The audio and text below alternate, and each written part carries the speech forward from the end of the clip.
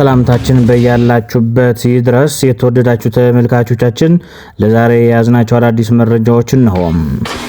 ትናንት ምሽት 5 ላይ 4.8 በሬክተር ስኬል የተለካ የመሬት መንቀጥቀጥ መከሰቱን ቮልካኖ ዲስከቨሪ አሳውቋል።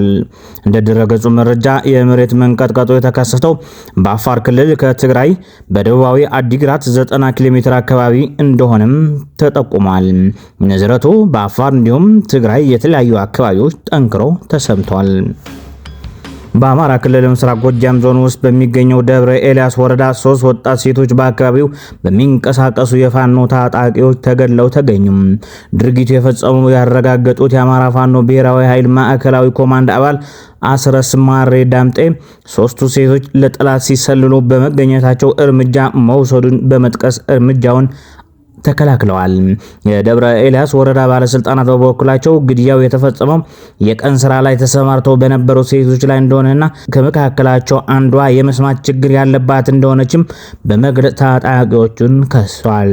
የወረዳው የጸጥታ ኃይሎች ሶስቱ የሴቶች አስክሬን ያገኙ ከነዋሪዎች በደረሳቸው ጥቆማ እንደሆነ የወረዳው የመንግስት ኮሚኒኬሽን ኃላፊ ሙላቱ ማንዬ ገልጸዋል። በላሊበላ ከተማ የገና በዓል ያከብሩ የነበሩ እንግዶች ቁጥር መቀነሱ ተነገረ። ከ12000 በላይ ቱሪስቶች የገና በዓልን ለማክበር ላሊበላ ከተማ ገብተዋል ሲል የአማራ ክልል ባህልና ቱሪዝም ገለጸ። የገና በዓል ለማክበር ላሊበላ ከተማ የገቡ እንግዶች ለመቀመጥ ዝግጅት የሚያደርጉ ባለ ሆቴሎች የእንግዶች ቁጥር መቀነስ እንዳሳሰባቸው ተናገሩ።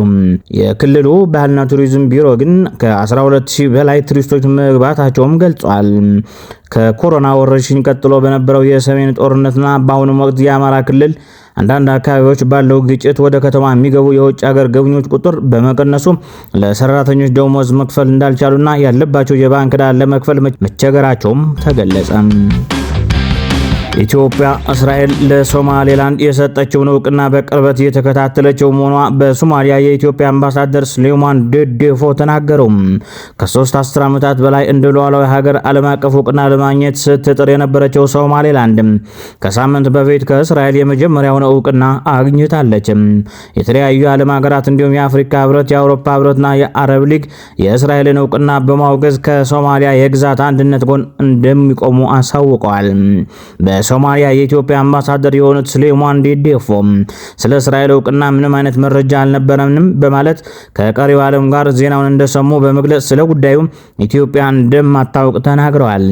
በአፍሪካ ቀንድ የሀያላን ሀገራት ፉክክር እየጨመረ በመምጣቱ አምባሳደሩ የሀገራቱን ነጻነትና ሰላም ቅድሚያ ሊሰጠው የሚገባ ጉዳይ ነው ብለዋል። እስራኤል ለሶማሊላንድ የሰጠችው እውቅና ሶማሊያን ጨምሮ የተለያየ የዓለም ሀገራት አውግዘውታል። እስራኤል በበኩሏ በውሳኔዋ እንደምትጸና ገልጻለች። ኢትዮጵያ ሶማሌላንድ ስላገኘችው የሀገርነት እውቅና እስካሁን ድረስ ምንም ያለችው ነገር የለም። የሀገሪቱ ብሔራዊ መገናኛ ብዙሃንም ስለ ጉዳዩ የዘገቡት ነገር የለም። በቅርብ በኢትዮጵያ ውስጥ ስለምንጀምራቸው አዳዲስ ፕሮጀክቶች ጮክ ብለን መናገር እንደምንችል እርግጠኞች ነን ሲሉ በኢትዮጵያ የሩሲያ አምባሳደር ተናገሩ። በኢትዮጵያ የሩሲያ አምባሳደር የሆኑት አቭጊኒ ትርኬሂን ዛሬ በአዲስ አበባ ለንባብ ከበቃው ካፒታል ጋዜጣ ጋር ሰፊ ቃለ መጠይቅ አድርገዋል። አምባሳደሩ በቃለ ምልልሳቸው የሁለቱም ሀገራት ዲፕሎማሲያዊ ግንኙነት የጀመረው እንደ አውሮፓውያኑ አቆጣጠር በ1898 መሆኑን ገልጸው ይህም ማለት ወደ 28 ዓመታት ገደማ ያስቆጠረ መሆኑንም አስረድተዋል። በእነዚህ ዓመታት በነበረው ግንኙነት በርካታ ወጣ ውረዶች እንደነበረበት አውስተው የሁለቱም ሀገራት ግንኙነት እድገት በአንድ ቃለ ምልልስ ማብራራት እንደሚከብድም ገልጿል። ቀደም ካሉ ዓመታት ጋር ሲነጻጸር በሩሲያና በኢትዮጵያ መካከል ያለው የንግድ ልውውጥ በ3 እጥፍ መጨመሩን ያስረዱት አምባሳደሩ የሁለትዮሽ የንግድ መዋቅሩም መለወጡም ገልጿል። እንደ ምሳሌም ባሳለፍነው ዓመት ሩሲያ ወደ ኢትዮጵያ ከላከቻቸው ምርቶች ውስጥ 70% የቴክኖሎጂ ውጤቶች እንደነበሩ አስታውቀዋል። እስካሁን ከነበሩት በተጨማሪ አዳዲስ የትብብር መስኮችም እየቃኙ መሆኑን ያስረዱት አምባሳደሩም በቅርቡ ስለ አዲስ ፕሮጀክት ጮክ ብለን መናገር እንደምንችል እርግጠኛ ነኝ ማለታቸውም ከቃለ ምልልሱ ላይ ተገንዝበናል። በኤርትራ ጋሽ ባርካ ክልል በሚገኘው ሎጎ አንሴቤ ቆሮና ኩዶ መንደር ያፌት የማነ የተባለ ታዳጊ ግድያን ተከትሎ ተቃውሞ ያሰሙ የመንደሩ ነዋሪዎች በአጠቃላይ መታሰራቸው የቤተሰቡ አባላት ተናገሩ። ከሀገር ውጭ የሚኖሩ የአካባቢው ተወላጆችና ስማቸው እንዳይገለጽ የጠየቁ ነዋሪዎች የሟች ወንድም ጨምሮ ከ80 በላይ የመንደሩ ነዋሪዎች በመንግስት ኃይሎች በቁጥጥር ስር መዋላቸው የቤተሰቡ አባላት ተናግረዋል።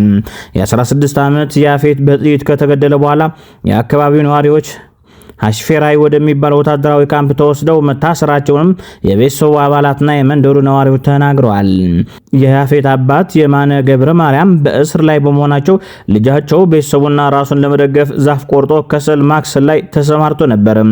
በፈረንሳይ የሚኖሩና የአካባቢው ተወላጅ የሆኑ አዛሪያም ያፌት ቤተሰቡና ራሱን ለመደገፍ የሚሰራ ጠንካራ ወጣት ነበር። የአካባቢው ወጣቶች ብዙ ጊዜ ከሰል የሚያከስሉት ሌሊት ነው። ህዳር 6 2018 ዓ.ም ያፌት እና ጓደኞቹ ከህምብርቲ ወደ ቤታቸው ሲሄዱ ወታደሮች በቁጥጥር ስር አውለዋቸዋል። ወታደሮቹ ያፌትና ጓደኞቹን ከነ አህዮቻቸው በቁጥጥር ስር እንዳዋላቸው የተናገሩት አቶ አዛሪያ ወደ ካራና ኩዶ መንደር ለመመለስ ሲሞክሩ ወጣቶቹ በማምለጥ በመንደሩ አቅራቢያ ተደብቀዋል ይላሉ። ከዛም የመንግስት አካላት መጥተው ገደሏቸው። የዩክሬን ጦርነት ከተነሳበት አንስቶ በሩሲያ ውስጥ የቢሊዮነሮች ቁጥር ከምን ጊዜም በላይ ከፍተኛ መጠን ጨምረዋል።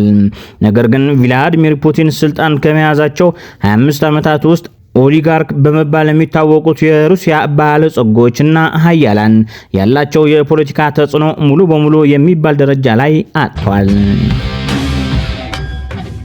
የተወደዳችሁ ተመልካቾች ለዛሬ ያዝነው ዜና ይሄን ይመስል ነበር። ሰላም።